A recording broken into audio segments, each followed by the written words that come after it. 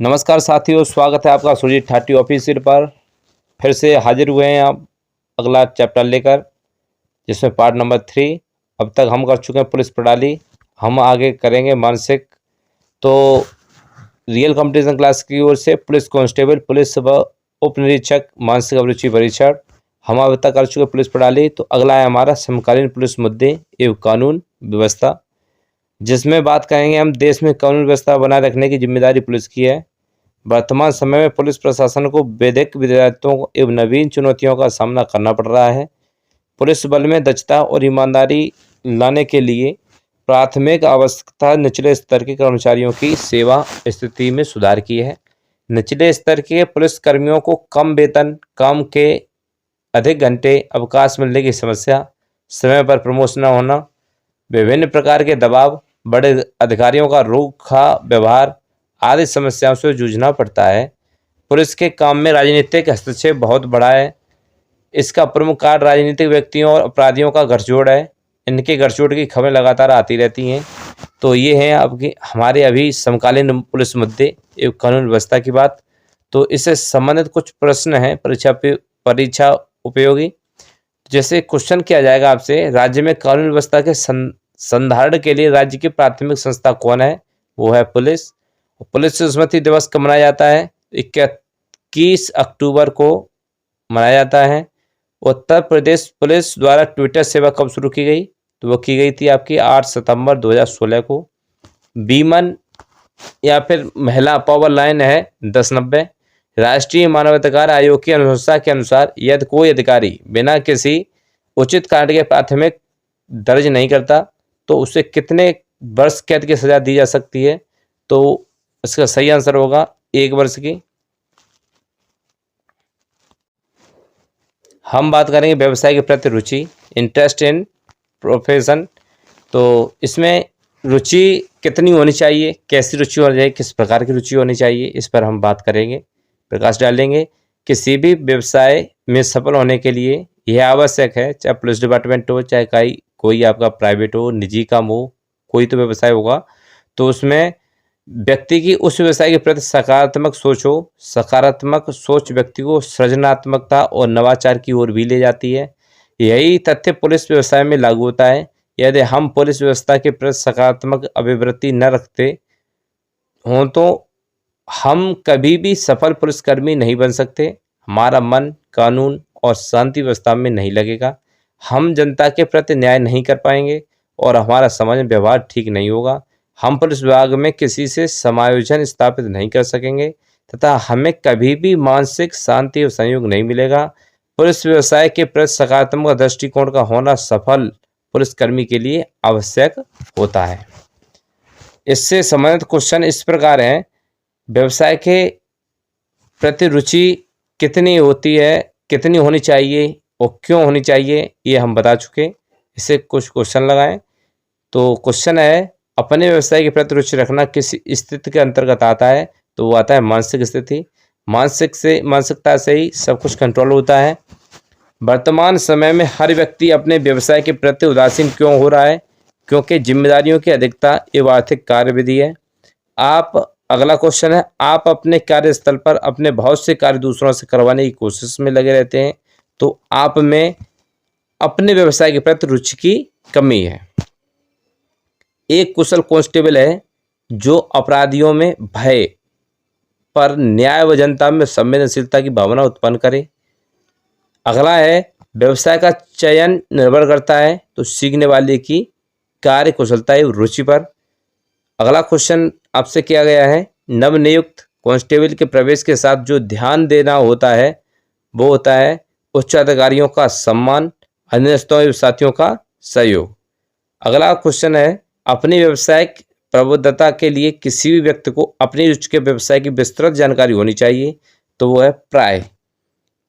बात करें हम मानसिक दृढ़ता की, मेंटल टफनेस की, तो इसमें मानसिक दृढ़ता से तात्पर्य किसी कार्य से संबंधित कार्यवाही के दौरान अपने उद्देश्य के प्रति संकल्प और ध्यान को बनाए रखने की क्षमता से है। मानसिक दृढ़ता मानव का वह अनुपम गुण है जिसके माध्यम से कोई भी व्यक्ति अपने आंतरिक गुणों को प्रस्तुत करने में सक्षम होता है। कोई भी व्यक्ति मानसिक दृढ़ता के अभाव में एक बेहतर एवं सफल जीवन की कामना नहीं कर सकता, क्योंकि प्रतिकूल परिस्थितियों को अपने अनुकूल बनाने में मानसिक दृढ़ता का अहम योगदान होता है। मानसिक दृढ़ता मानव के आत्मविश्वास में वृद्धि कर उसमें नवजीवन का संचार करती है।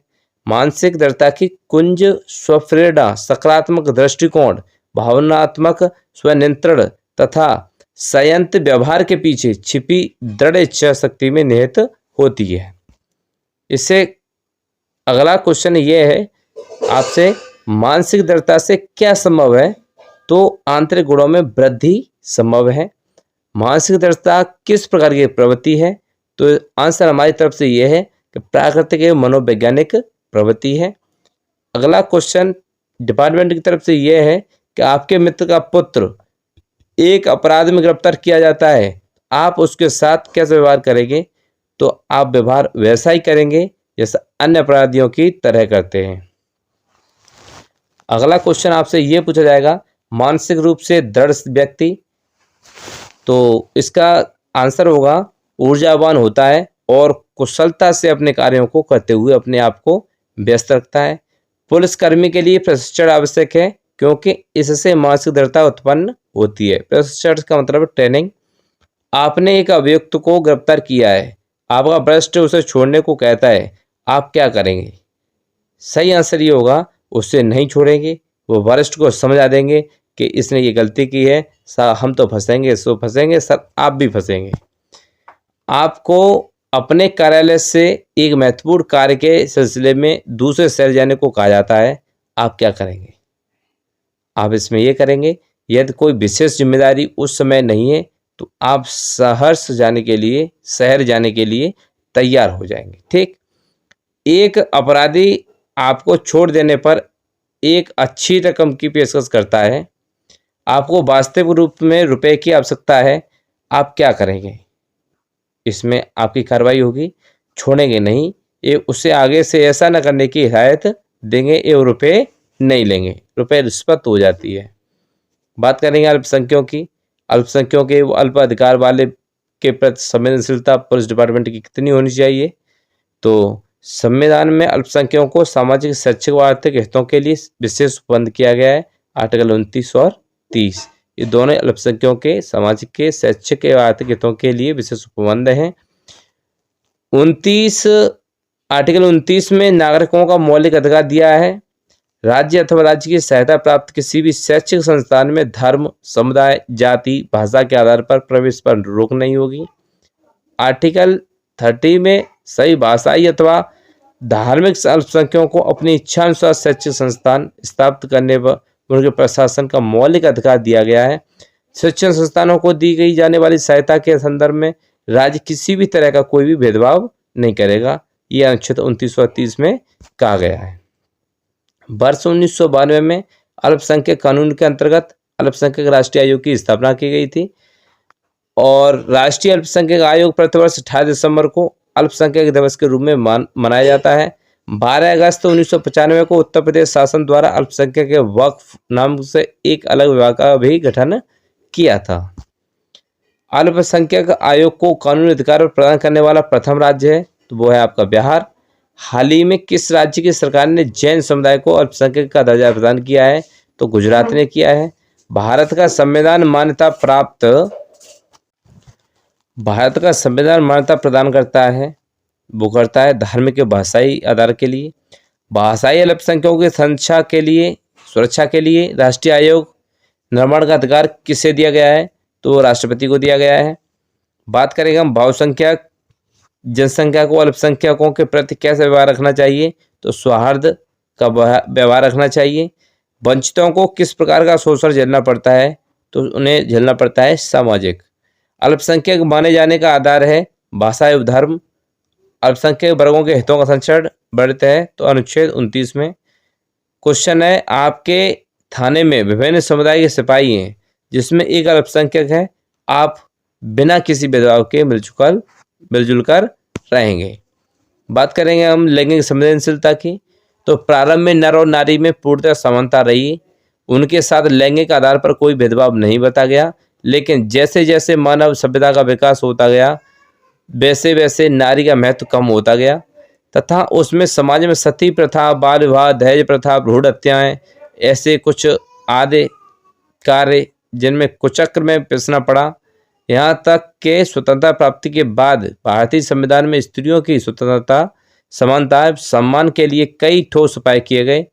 संयुक्त राष्ट्र संघ ने वर्ष 1993 में 1993 में लैंगिक असमानता को समाप्त करने के लिए सभी देशों से गुजारिश की कि समाज का एक वर्ग आज भी अपनी पुरानी सोच पर कायम है और स्त्रियों को दोयम दर्जे का नागरिक मानता है तथा उनके साथ विभिन्न प्रकार के दुर्व्यवहार करता है, पर इसके लिए ये एक संवेदनशील मुद्दा था, तो जिससे प्राय उसका सामना होता है। तो लैंगिक समानता आपको समझ में आई होगी। बात करेंगे हम आगे उनके से लगे उससे लगे हुए कुछ क्वेश्चन। जैसे क्वेश्चन है, अल्पसंख्यक आयोग को कानूनी तौर पर अधिकार प्रदान करने वाला प्रथम राज्य है, वो है आंसर में आपका बिहार। हाल ही में किस राज्य की सरकार ने जैन समुदाय को अल्पसंख्यक का दर्जा दिया गया? तो गुजरात ने। भारत का संविधान मान्यता प्राप्त प्रदान करता है तो धर्म के भाषाई आधार। भाषाई अल्पसंख्यकों की सुरक्षा के लिए राष्ट्रपति आयोग का निर्माण अधिकार किसे दिया गया है? तो राष्ट्रपति को। जेंडर का अंतर किस प्रक्रिया से होना चाहिए? तो जीव विज्ञान प्रक्रिया से। यौन उत्पीड़न रोकने के लिए पुलिस का कैसा तरीका अपनाना चाहिए? तो मर्यादित होना चाहिए। लैंगिक संवेदनशीलता का संबंध किससे है? तो स्त्रियों के प्रति व्यवहारों से है। लैंगिक असमानता मुख्यतः देखने को मिलती है तो प्रत्यसत्तात्मक प्रभाव मिलती है। महिलाओं के प्रति अपराधों में उन्हें शोषण से बचाने का सर्वोच्च उपाय क्या है? तो उन्हें शारीरिक और शैक्षिक रूप से सशक्त बनाना होगा, तो ही हमारी महिलाएं सुरक्षित हैं। भारत के अधिकांश भागों में अभी भी स्त्रियों को समझा जाता है तो वो समझा जाता है द्वितीय श्रेणी का नागरिक। यहाँ तक हमने क्लास की अपनी कंप्लीट। तो अब हम पढ़ेंगे इससे परीक्षण जो प्रीवियस ईयर क्वेश्चन आ चुके हैं तो उनको हम जल्दी से क्विकली और फास्ट और चलते जाएंगे। तो आज अभी तक हमारी क्लास रही, हमने क्लासों को छोटे छोटे टुकड़ों में हमने तोड़ा है, इसीलिए क्योंकि एक पानी के साथ हम रोज़ क्लास लेते रहें। इस जोक कुल मिला के ये है कि हर रोज़ एक क्लास आप लेते रहें ताकि अगले 10 दिनों में आपके पुलिस अभिरुचि से होने वाले 7 क्वेश्चनों से आप वंचित ना रहें। इसलिए देखते रहें Sujeet Thati official real competition classes की ओर से। लाइक करें, सब्सक्राइब करें और सब्सक्राइबर करवाएं और शेयर भी करें। Thanks for watching. धन्यवाद।